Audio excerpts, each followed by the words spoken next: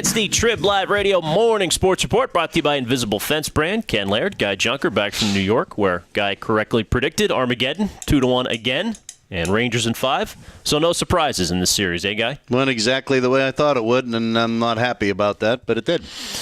When you look to cleaning out locker day yesterday over at Consol Energy Center into the future this week, they've already said everybody's status quo. Surprised at all they would come out that quickly and. No, not if that's what they think they're going to do. But, you know, they have their goodbye dinner, and then everybody cleans out their locker, and everything's great. No, I wasn't hurt. My injuries aren't bad, or we could have done this and shit. A little bit too easy just to dust it off and throw it away that way. I'm not saying guys should have been throwing stuff anymore the day afterwards, but yeah, there's a lot left on the table there, and I'm going to be very anxious to see. One, Crosby's going to the World Championships. I want to see how he performs there. I want to see if Malkin does go. First of all, I think that'll tell you a lot, and secondly, let's see how he performs when he goes there as well. You know, I've often wondered, even guys that have been in the league a while, does the Stanley Cup playoffs bring out the same kind of passion and care from European players who Olympics and World Championships have always been more important to them? After you're in the league a while, does the Stanley Cup become as important to them as it is to Canadians and Americans? I'm not sure. Well, I thought the Malkin's presser, too, one thing he mentioned, he was asked about Mike Johnston. He liked that he came to Russia to see him last year, but he mentioned in Johnston he thought stayed positive through the whole stretch, which, okay, but this team lost 15 of their last 20, if you include playoffs. They scored 34 goals in 20 games.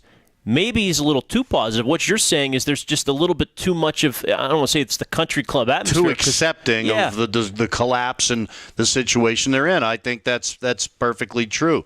Now, does a first-year coach playing with guys who have won the Stanley Cup already, or coaching guys that have won the Stanley Cup, kind of have to be that way?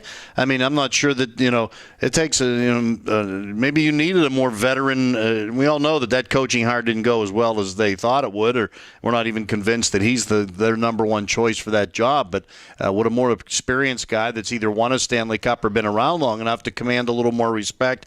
He may know deep down inside that if he yells and screams that they're not going to pay attention to it, so he might as well be that way.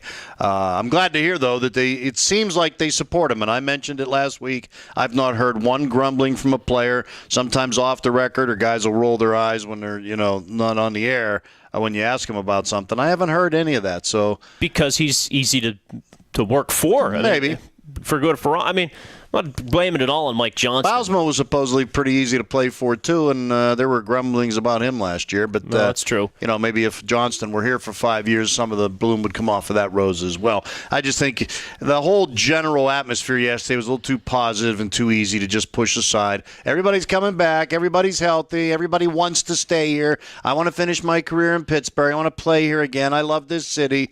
Well, you know what? We like the hockey to last beyond the end of April, too. Johnston did finally himself admit they fell off a cliff.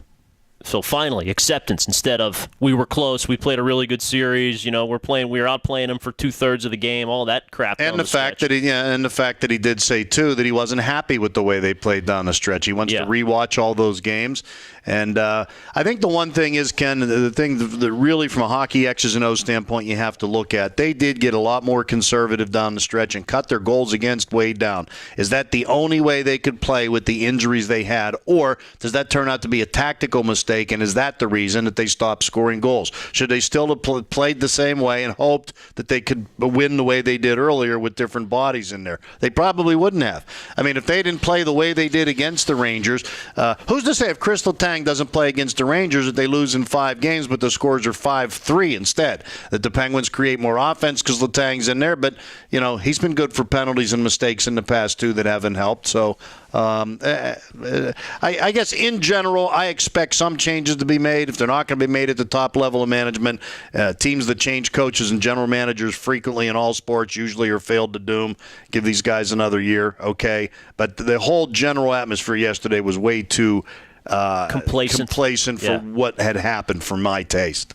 Well, they'll get a long summer. Maybe they're excited about getting the golf clubs out, as we all are. Invisible Fence brand brings the TribLIVE Radio Morning Sports Report to you.